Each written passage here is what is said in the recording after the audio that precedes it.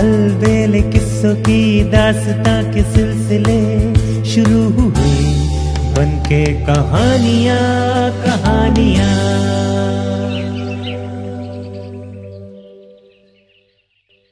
आइए सुनते हैं आज की कहानी, विश्वास का मूल्य। बहुत समय पहले की बात है। कंचनपुर पर राजा रणविजय का शासन था।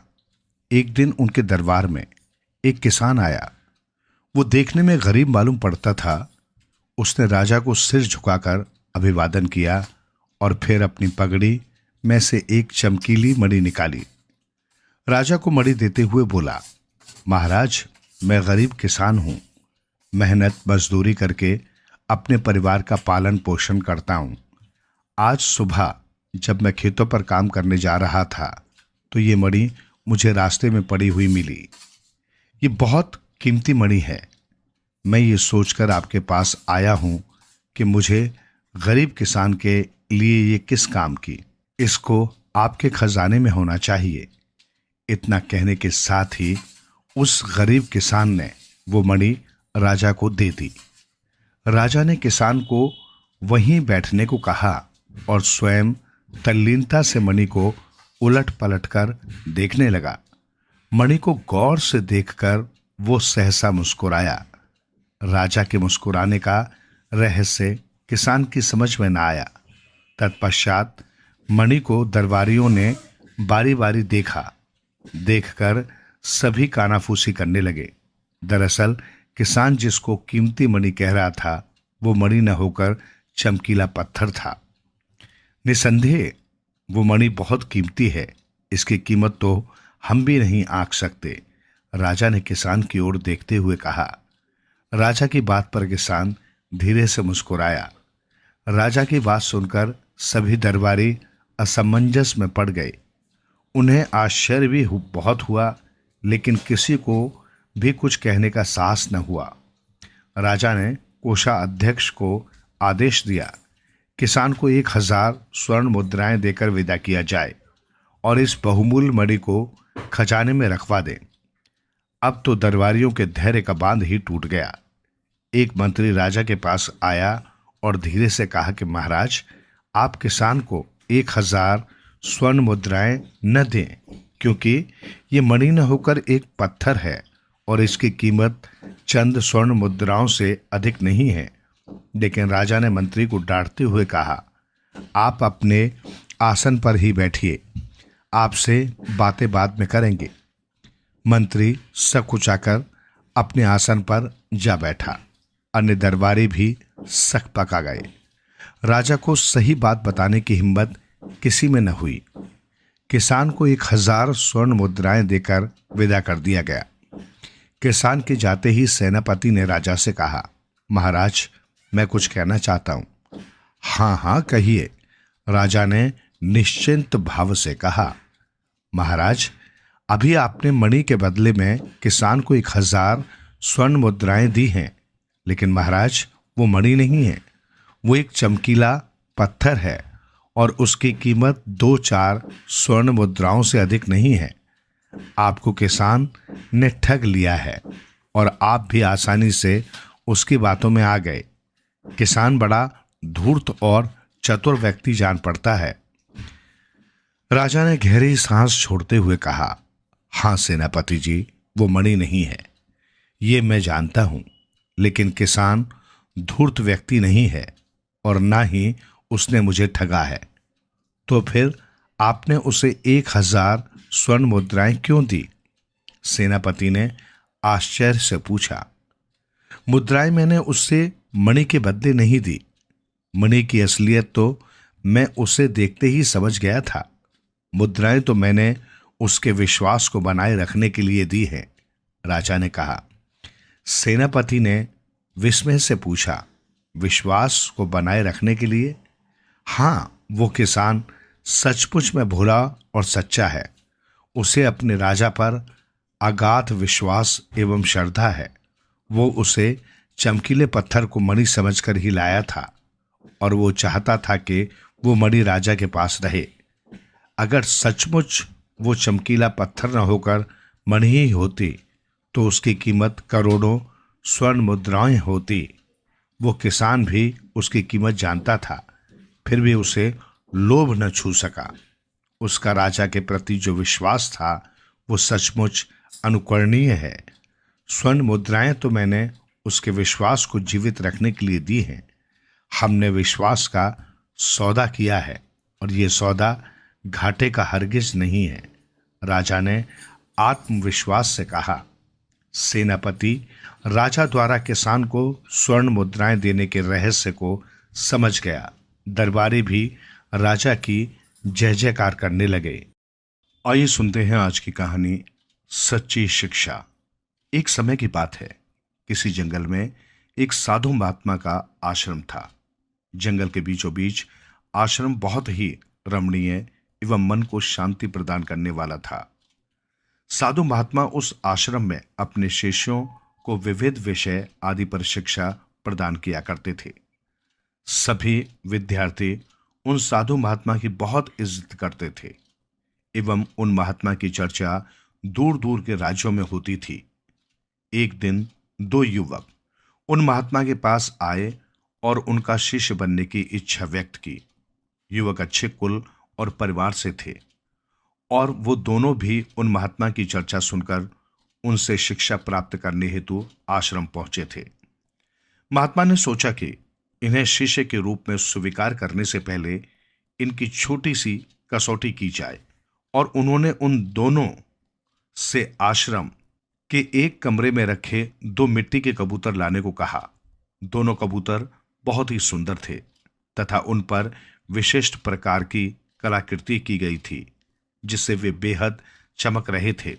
महात्मा ने एक एक कबूतर दोनों युवकों के हाथ में दिए और उनसे कहा कि आपको आपके हाथ में दिए हुए कबूतर की गर्दन तोड़नी है। युवकों को लगा ये तो बहुत ही सरल काम है और इससे क्या शिक्षा हासिल होगी और इससे गुरुजी क्या कसौटी करेंगे, किंतु गुरुजी ने उनके सामने एक शर्त रखी। महात्मा ने कहा कि आपको इन कबूतरों की गर्दन तभी तोड़नी है जब आपको कोई देख न रहा हो। स्मरण रहे, यदि आपको इनकी गर्दन तोड़ते हुए किसी ने देख लिया तो आप परीक्षा में निष्फल हो जाओगे। जैसे ही आप गर्दन तोड़ लो, मेरे पास आप चले आना। दोनों युवकों को लगा ये तो बहुत ही सीधा साधा और सरल काम है और दोनों आश्रम से बाहर की ओर चल पड़े। एक युवक आश्रम से थोड़ी दूर गया और उसने देखा कि यहां कोई देख ही नहीं रहा, दूर दूर तक कोई दिखाई नहीं दे रहा, तो मैं गर्दन तोड़ देता हूं और गुरुजी से जाकर ये बात तुरंत कहता हूं। दूसरा युवक हाथ में उस कबूतर की कलाकृति को लिए दूर जंगल में चला गया। जब वो एक घने जंगल में पहुंच गया तो एक पेड़ के नीचे बैठा और कबूतर की गर्दन तोड़ने का फैसला लिया। किंतु जैसे ही वो गर्दन तोड़ने वाला था, उसकी नजर उस पेड़ पर बैठे एक पक्षी पर पड़ी। तो उसने सोचा कि अगर मैं यहां गर्दन तोड़ दूंगा तो यह पक्षी मुझे देख रहा है, मुझे कोई और तरीका अपनाना होगा। कुछ विचार करने के बाद वो युवक पास की झाड़ियों में जाकर छिप गया। उसे लगा इन झाड़ियों में मुझे कोई नहीं देखेगा और मैं गुरुजी का दिया हुआ काम पूरा कर पाऊंगा। किंतु उसने देखा कि झाड़ियों में छोटे छोटे कीट पतंगे और मक्खियां थी, तो वो भी उसे देख रही हैं। ये सोचकर वो झाड़ियों में भी कबूतर की गर्दन नहीं तोड़ पाया। कुछ समय विचार करने के पश्चात उसे एक उपाय सूझा। उसने एक गड्ढा खोदा और उस गड्ढे में बैठ गया। अब उसे लगा कि मुझे कोई नहीं देख रहा है, तो उसने उस कबूतर की कलाकृति की गर्दन तोड़ने का फैसला किया। किंतु उसे एक विचार आया कि अगर मैं इस कलाकृति की गर्दन तोड़ दूंगा तो इस कलाकृति में जो आंखें बनी हैं वो मुझे देख रही हैं, और यही सोचकर उसने उस कलाकृति पर एक कपड़ा डाल दिया। और जैसे ही वो उसकी गर्दन तोड़ने को हुआ, उसे एक और ख्याल आया कि मेरी आंखें तो मुझे देख रही हैं इस कबूतर की गर्दन तोड़ते हुए, तो उसने अपनी आंखें बंद कर ली। अब युवक को न ही कलाकृति की आंखें देख रही हैं, न उसकी खुद की आंखें उसे देख रही हैं, और वो जैसे ही गर्दन तोड़ने को हुआ, मानो उसके अंदर से आवाज उठी कि अरे, मैं तो देख रहा हूं। और वो आवाज उसके हृदय की थी कि मैं तो देख रहा हूं। अब वो युवक पूर्णतः समझ गया कि गुरुजी की कसौटी किस शिक्षा की तरफ इशारा कर रही है। वो युवक उस कबूतर की कलाकृति को लेकर गुरुजी के पास पहुंचा और उनसे कहा, क्षमा कीजिए गुरुजी, मैं आपकी दी हुई कसौटी पूरी नहीं कर पाया, क्योंकि हर समय कोई न कोई मुझे देख ही रहा था। अंत में मुझे आभास हुआ कि अगर बाहरी दुनिया मुझे नहीं देख रही तो मेरे भीतर बैठी हुई अंतरात्मा तो मुझे हमेशा देख रही है। इसी कारणवश गुरुजी, मैं आपकी कसौटी पूरी नहीं कर पाया। इस बात के लिए मैं आपसे क्षमा प्रार्थी हूं। गुरुजी ने कहा, हे नवयुवक, तुम इस कसौटी में असफल नहीं किंतु पूर्णतः सफल हुए हो। और यही शिक्षा इस कसौटी के माध्यम से मैं आप दोनों को देना चाहता था। हर एक मनुष्य को ये स्मरण रखना चाहिए कि हमारी हर एक क्रिया और कर्म पर परमात्मा की नजर है। कोई भी कार्य उस अपार शक्ति से छुपा हुआ नहीं है। इसलिए कोई भी कार्य अगर इस बात को ध्यान में रखकर किया जाएगा तो अनुचित कार्य करने से पहले हमारे कदम स्वयं रुक जाएंगे। आइए सुनते हैं आज की कहानी, भगवान की लीला। हम सभी भगवान श्री कृष्ण और सुदामा की मैत्री से पूर्णतः परिचित हैं। उनकी मित्रता इस संसार के लिए एक अनूठा उदाहरण है तथा प्रेरणा स्रोत भी है। हम सभी भली भांति परिचित हैं उस प्रसंग से जब सुदामा श्री कृष्ण से मिलने द्वारिका जाते हैं। कृष्ण और सुदामा का वहां मिलन सभी को भावना से ओतप्रोत कर देता है, किंतु ये प्रसंग हमें भगवान श्री कृष्ण की अपार लीला का एक संक्षिप्त परिचय करवाता है। प्रसंग कुछ इस प्रकार है। जब सुदामा भगवान श्री कृष्ण के पास द्वारिका में कुछ दिन रुकते हैं और श्री कृष्ण अपने बचपन के मित्र की आवभगत में कोई कमी नहीं छोड़ते। दोनों मित्र घंटों अपने बचपन की और गुरु संदीपनी ऋषि के आश्रम में बिताए हुए समय की स्मृतियों पर चर्चा करते हुए कभी हंसते हैं तो कभी कभी भाव विभोर भी उठते हैं। भगवान श्री कृष्ण भी अपने मित्र के साथ अधिक से अधिक समय बिताते हैं। बड़े आनंद और उत्साह के साथ दोनों का समय व्यतीत होता है। सुबह साथ में नदी किनारे स्नान करने जाना, भोजन करना, अन्य जगहों पर विचरण करना और शेष समय में एक दूसरे से बातें करना, मानो यही अब उनकी दिनचर्या बन गई थी। एक दिन नदी में स्नान करने जाते समय सुदामा ने श्री कृष्ण से एक प्रश्न पूछते हैं कि हे कृष्ण, ये संसार तुम्हें मायावी कहता है, लीलाधर कहता है, कुछ लोग तो तुम्हें जादूगर भी कहते हैं, तो मुझे भी तुम्हारी माया का दर्शन करना है। इस पर श्री कृष्ण ने जवाब दिया कि समय आने पर अवश्य ऐसा होगा, किंतु अभी हमें शीघ्र स्नान करके महल जाना चाहिए, क्योंकि मेरी रानियों ने आज हमारे लिए विशिष्ट व्यंजन बनाए हैं और मुझे बहुत भूख लगी है।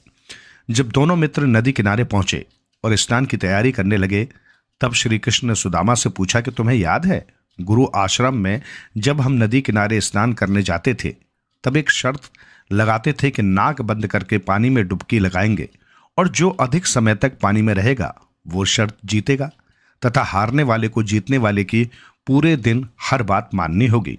तुझे याद है या तू भूल गया? इस पर सुदामा ने उत्तर दिया, कैसी बात कर रहे हो कृष्ण, मैं आज भी सुबह अपने गांव में नदी में स्नान करने जाता हूं और यदि हम शर्त लगाएंगे तो मुझे विश्वास है कि मैं शर्त जीत लूंगा।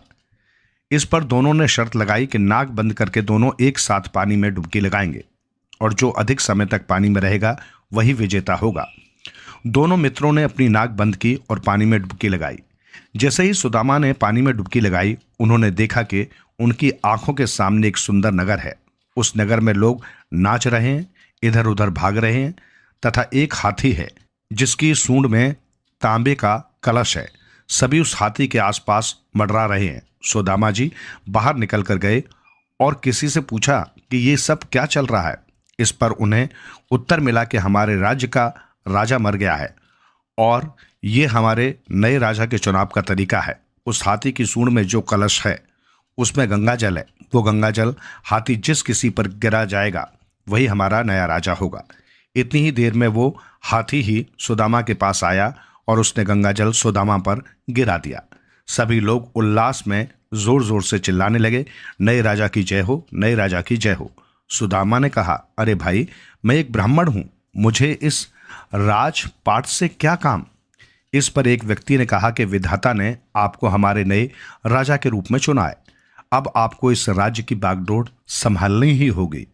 कुछ विचार करने पर सुदामा ने सोचा कि पूरा जीवन एक गरीब ब्राह्मण के तौर पर बिताया है, आज राजा बनने का मौका मिल रहा है तो अवश्य ही इसमें भी ईश्वर की कोई इच्छा है। और सुदामा जी उस राज्य के राजा बन गए। पूरे दिन उनके राज्य अभिषेक समारोह में बीता तथा विभिन्न मंत्रियों एवं सलाहकारों से उन्होंने भेंट की। शाम को वे अपने महल में गए। जब महल में पहुंचे तो एक सुंदर स्त्री ने उनका स्वागत किया। सुदामा ने कहा, देवी, आप कौन हैं?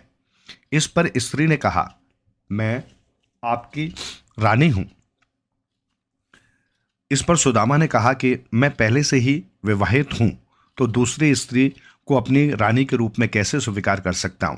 तब रानी ने कहा कि विधाता ने आपको इस राज्य का राजा चुना है तो आपको मुझे भी स्वीकार करना ही होगा। कुछ समय विचार करने के पश्चात ईश्वर की मर्जी समझकर सुदामा ने रानी को स्वीकार कर लिया। अब सुदामा बड़े आराम से उस राज्य का शासन करने लगे, मानो अपने पुराने वक्त को भूल ही चुके हों। कुछ महीनों पश्चात रानी का स्वास्थ्य खराब होने लगा। सभी प्रकार के वैद्य और हकीमों को बुलाया गया, किंतु रानी की तबीयत में कोई सुधार नहीं आया और वो स्वर्ग सिधार गई। जब रानी के अंतिम संस्कार की तैयारी होने लगी तब सुदामा के राज्य का प्रधानमंत्री उनके पास आया और बोला, महाराज, हमारे राज्य का एक रिवाज है, जब रानी मर जाती है तो राजा को उसके साथ सता होना पड़ता है। सुदामा ने कहा, यह कैसा रिवाज है? मैं इस रिवाज को नहीं मानता। मंत्री ने कहा, महाराज, आपको हमारे राजा बनने का रिवाज पसंद आया था और आप राजा बने, अब ये रिवाज भी आपको निभाना होगा। सुदामा बहुत घबराए और वहां से भागने लगे। मंत्री के कहने पर सिपाहियों ने उन्हें पकड़ा। 2 सिपाहियों ने हाथ पकड़े और 2 सिपाहियों ने पैर तथा रानी की जलती चिता के सामने 1, 2, 3 करके उन्हें जलती चिता में फेंका। सुदामा जोर से चिल्लाने लगे, कृष्ण बचाओ, और एकदम से पानी से बाहर निकले। अत्यंत घबराए हुए और लाल मुख से उन्होंने श्री कृष्ण की तरफ देखा, जो स्नान कर चुके थे और एक वस्त्र से अपना शरीर सुखा रहे थे। सुदामा को देखकर उन्होंने कहा कि कितनी देर से तुम नदी में थे? मैं मानता हूं कि मैं शर्त हार गया, अब जल्दी चलो, मेरी रानियां भोजन पर हमारा इंतजार कर रही होंगी। सुदामा ने हाथ जोड़कर पूछा, हे कृष्ण, ये सब क्या था? इस पर एक हल्की सी मुस्कान के साथ श्री कृष्ण ने उत्तर दिया कि अभी थोड़ी देर पहले ही तुमने कहा था ना, मुझे तुम्हारी माया के दर्शन करने हैं, तो मैंने तुम्हें थोड़े से दर्शन करवा दिए। कभी और वक्त मिलेगा तो पूरा दर्शन करवा दूंगा, किंतु अभी हमें चलना चाहिए। सुदामा जी आश्चर्यचकित मुद्रा में नदी में खड़े रह गए और श्री कृष्ण को प्रणाम करते हुए कहा, आपकी लीला का कोई पार नहीं है। धन्य हैं आप और धन्य हूं मैं, जिसके पास आप जैसा मित्र है। आइए सुनते हैं आज की कहानी, अनोखा दहेज। बहुत समय पहले की बात है। किसी नगर में शेर सिंह नामक एक बहादुर राजपूत रहता था। अपनी जिंदगी में उसने अनेक लड़ाइयों में अपने जौहर दिखलाए थे और कई युद्ध भी जीते। अब उसका अंतिम समय निकट आ गया था और वो मौत की आखिरी घड़ियां गिन रहा था। उसके बेटे अजय सिंह और अजीत सिंह उसके बिस्तर के पास खड़े थे। कुछ दिनों पश्चात शेर सिंह चल बसा। सारी जिम्मेदारी अजय सिंह के ऊपर आ गई। अजय सिंह अपने छोटे भाई अजीत सिंह को बहुत चाहता था। उसे अपने भाई पर गर्व था, मगर अजय की पत्नी अजीत को उतना पसंद नहीं करती थी। उसका विचार था कि अजीत को खेती के काम में अजय की मदद करनी चाहिए। वो सोचती कि सारा काम उसके पति को ही क्यों करना पड़े। एक दिन अजीत सिंह लौटकर घर आया और भाभी से खाना मांगने लगा। उसकी भाभी ने चिल्लाकर कहा, रसोई में जाकर निकाल क्यों नहीं लेते? तुम्हारे सारे काम मैं ही क्यों करती फिरूं? अजीत ने कुछ जवाब नहीं दिया। वो चुपचाप रसोई घर में गया और खाना निकालकर अकेले ही खाने बैठ गया। उस दिन उसकी भाभी ने उसके खाने में जानबूझकर नमक नहीं डाला था। जो ही उसने पहला कौर मुंह में रखा, मुंह का स्वाद बिगड़ गया। अजीत ने पूछा। क्यों भाभी, क्या कारण है जो आज आपने खाने में नमक ही नहीं डाला? कितना बेस्वाद लग रहा है। मैं कोई तुम्हारी रसोइया हूं? अगर तुम्हें नमक डाला हुआ सुस्वाद खाना चाहिए तो जाकर सांभर की राजकुमारी से शादी क्यों नहीं कर लेते? उसकी भाभी ने जवाब दिया। अजीत सिंह ने कहा, तो आप ये चाहती हैं? अच्छी बात है, मैं ऐसा ही करने जा रहा हूं। मैं सौगंध लेता हूं कि सांभर की राजकुमारी से शादी करने के बाद ही घर लौटूंगा। राजमहल में पहुंचकर उसने राजा से निवेदन किया, महाराज, मैं आपके दरबार में नौकरी करने आया हूं। राजा ने अजीत सिंह की ओर देखा। अजीत सुंदर, सुडौल और ताकतवर नवयुवक था। राजा को एक ही नजर में भा गया। अजीत के बोलने चालने का ढंग भी सभ्य और शिष्ट था। राजा ने उसे अपना अंगरक्षक नियुक्त कर लिया और रहने के लिए महल के पास ही एक मकान भी दे दिया। नौकरी पाकर अजीत बहुत प्रसन्न था। एक दिन सांभर का राजा ढेर सारे लोगों को साथ लेकर शिकार खेलने निकला। घोड़े पर सवार वो इतनी तेजी से चला कि अजीत सिंह के अलावा और कोई भी उसके साथ न दे सका। राजा और अजीत तरह तरह के जानवरों का पीछा करते हुए जंगल में बहुत दूर निकल गए। अब तक राजा बहुत थक गया था। वो सुस्ताने के लिए एक पेड़ के नीचे बैठ गया। थोड़ी ही देर में उसे नींद आ गई। जंगल में बहुत से खतरनाक जंगली जानवर थे, इसलिए अजीत सिंह तलवार म्यान से निकालकर राजा की पहरेदारी करने लगा। अचानक सामने की झाड़ियों में से एक चीता निकला। राजा की नींद खुल गई। वो उठकर बैठ ही रहा था कि चीते ने उसकी ओर छलांग लगा दी, मगर अजीत सिंह बला की फुर्ती से झपटा और चीते से भिड़ गया। दोनों जान की बाजी लगाकर लड़ने लगे। थोड़ी देर की भयानक लड़ाई के बाद अजीत सिंह ने चीते को मार गिराया, लेकिन उसके मरते ही खुद बेहोश होकर जमीन पर गिर पड़ा। कई दिन तक अजीत की हालत में कोई सुधार नहीं हुआ। लोग ये सोचने लगे कि वो बचेगा नहीं। राजा रानी उसे बहुत चाहने लगे थे। उन्हें अजीत सिंह की बड़ी चिंता थी। उनके अलावा राजकुमारी को भी उसकी उतनी ही फिक्र होने लगी थी, क्योंकि इतने दिनों में उसे भी अजीत से प्यार हो गया था। कुछ दिन बाद अजीत स्वस्थ हो गया। चारों ओर खुशी की लहर सी दौड़ गई। एक दिन राजा ने अजीत सिंह को अपने पास बुलाकर कहा, अजीत, मुझे बचाने के लिए तुमने अपनी जिंदगी की बाजी लगा दी। इसके लिए मैं तुम्हें किस तरह धन्यवाद दूं, समझ में नहीं आता। अजीत ने जवाब दिया, महाराज, मैंने तो अपना कर्तव्य निभाया है। मैं तो भविष्य में भी खुशी से ऐसा करने को तैयार हूं। अपने बहादुर अंगरक्षक की बात से राजा बहुत प्रसन्न हुआ। वे बोले, तुम्हें ये जताने को कि मैं और महारानी तुम्हें कितना चाहते हैं, हमें सिर्फ एक ही उपाय नजर आता है कि हम तुम्हारे साथ राजकुमारी की शादी कर दें। क्या तुम्हें ये मंजूर होगा? महाराज, ये मेरे लिए बड़े सम्मान की बात है। आपकी इस कृपा के लिए मैं आपका बहुत आभारी हूं। राजकुमारी से विवाह करना मेरे लिए सौभाग्य की बात होगी, अजीत सिंह ने जवाब दिया। मगर तभी अजीत सिंह ने राजा के पास आकर एक विचित्र निवेदन किया, महाराज, मुझे सोना, चांदी और आभूषण कुछ नहीं चाहिए। दहेज में मैं सिर्फ एक चीज चाहता हूं। क्या चीज चाहते हो? राजा ने चकित होकर पूछा। अजीत सिंह ने उत्तर दिया, महाराज, अगर आप मुझे सांभर नामक से लदे हुए 100 ऊंट दहेज में दे दें तो आपका बड़ा ही आभार मानूंगा।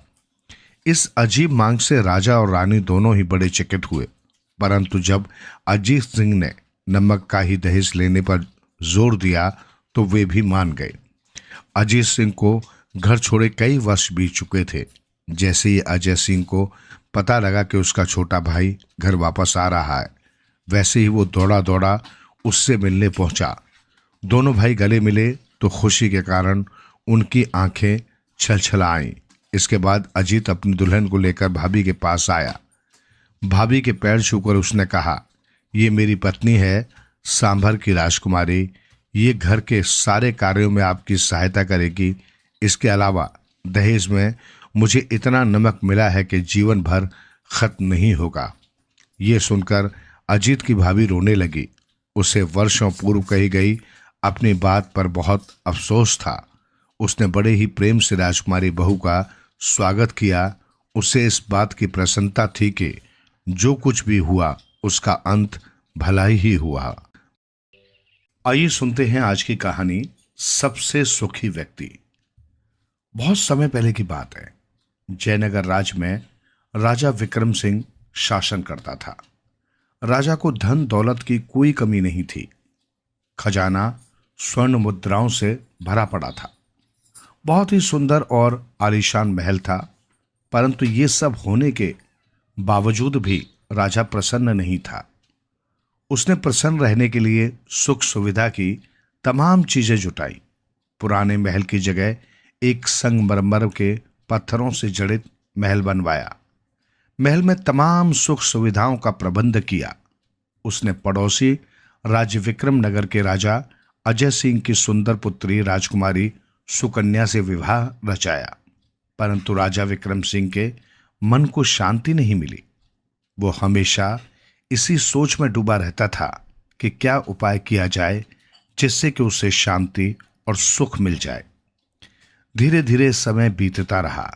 समय बीतने के साथ साथ राजा विक्रम सिंह को सुखी रहने का कोई उपाय नजर नहीं आया। तो एक दिन उसने अपने दरबारियों को झिड़क दिया। वो बोला, तुम इतने लोग दरबार में बैठे हो, तुम्हें इस बात का पता क्यों नहीं है कि मैं सुखी क्यों नहीं रह पाता हूं? आप लोग कोई उपाय क्यों नहीं बताते कि मुझे क्या करना चाहिए? राजा विक्रम सिंह को गुस्से में देखकर सारे दरबारी सहम गए थे। उनमें से एक दरबारी, जो बुद्धि से तेज माना जाता था, ने हिम्मत कर कहा, महाराज, मेरी आपको एक सलाह है। आप जब भी कोई काम नहीं कर रहे हो तब आपको कोई खेल खेलना चाहिए। इससे आपको सुख प्राप्त होगा। इस पर राजा क्रोधित हो गया। नहीं, मैं ऐसा थका देने वाला काम नहीं कर सकता। तब एक दूसरे दरबारी ने कहा, महाराज, आपको खाली समय में नीले आकाश को निहारना चाहिए। इससे आपके दिल को शांति मिलेगी। दरबारी के सुझाव पर तो विक्रम सिंह उबल ही पड़ा। वो गुस्से से चिल्लाया, नहीं, मैं जब भी आकाश की तरफ देखता हूं मुझे चंद्रमा और तारे नजर आते हैं। उनको देखकर क्रोध से मेरा हृदय फटने लगता है, क्योंकि मैं उन्हें किसी भी प्रकार से प्राप्त नहीं कर सकता। राजा का क्रोध भरा उत्तर सुनकर सब दरबारियों में मौन छा गया। जब काफी देर तक चुप्पी छाई रही तो एक बुजुर्ग दरबारी ने कहा, महाराज, संगीत के बारे में आप क्या सोचते हैं? संगीत दुखी व्यक्ति को राहत देता है।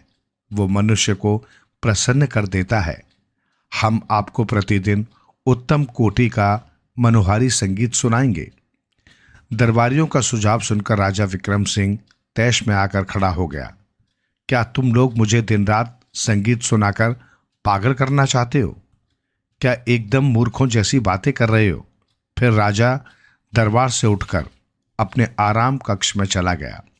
राजा विक्रम सिंह के दरबार से चले जाने के बाद अधिकतर दरबारी भी उठकर बाहर चले गए, परंतु विनयपाल नामक एक दरबारी वहीं बैठा कुछ सोचता रहा। काफी देर सोच विचार के बाद वो राजा विक्रम सिंह के आराम कक्ष में गया।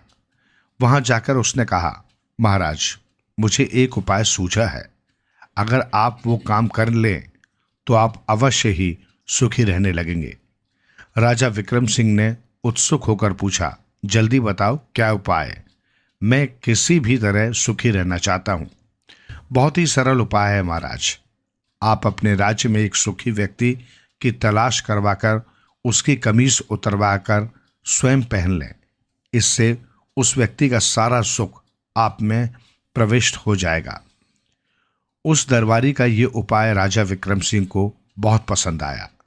उसने उसी समय सेनापति को आदेश देकर राज्य की हर दिशा में सुखी व्यक्ति की तलाश में सैनिकों को दौड़ा दिया। सैनिक कई दिनों तक ऐसे व्यक्ति को तलाशते रहे जो पूर्ण रूप से सुखी हो, परंतु उन्हें कामयाबी नहीं मिली। अंत में कई दिनों की खाक छानने के बाद एक छोटे से गांव में एक व्यक्ति मिला। वो एक छोटी सी टूटी हुई झोंपड़ी के सामने बैठे मुस्कुराता हुआ गाना गा रहा था। पूछने पर उसने सैनिकों को बताया कि वो दुनिया का सबसे सुखी व्यक्ति है। सैनिकों ने उसे साथ चलने और राजा को भी अपने सुख का राज बताने को कहा। कई दिनों की यात्रा के बाद सैनिक उस व्यक्ति को लेकर राजधानी पहुंचे। वहां पहुंचकर उन्होंने इस बारे में राजा को सूचना दी। ये समाचार पाते ही राजा व्याकुल हो उठा। वो मन ही मन बुदबुदाया, अब मैं सबसे सुखी व्यक्ति बन जाऊंगा। उसने तुरंत सैनिकों को आदेश दिया कि वे उस व्यक्ति को अंदर ले आए। राजा ने पहले ही अपनी कमीज उतार ली, जिससे वो उस व्यक्ति की कमीज को तुरंत पहन सके। तभी द्वार खुला और वो व्यक्ति उसमें प्रविष्ट हुआ। राजा ने कहा, आओ दोस्त, जरा अपनी कमीज उतारकर मुझे दो। इस पर वो व्यक्ति मुस्कुराया और राजा के पास खड़ा हो गया। हाय, ये क्या? राजा ने उसे देखा तो वो आश्चर्य में पड़ गया। दुनिया के सबसे सुखी व्यक्ति के तन पर कोई कमीज ही नहीं थी। वो निहायत गरीबी और अभाव में भी खुश था। अब राजा की समझ में आ गया कि सुखी होने के लिए धन दौलत और वैभव की जरूरत नहीं होती।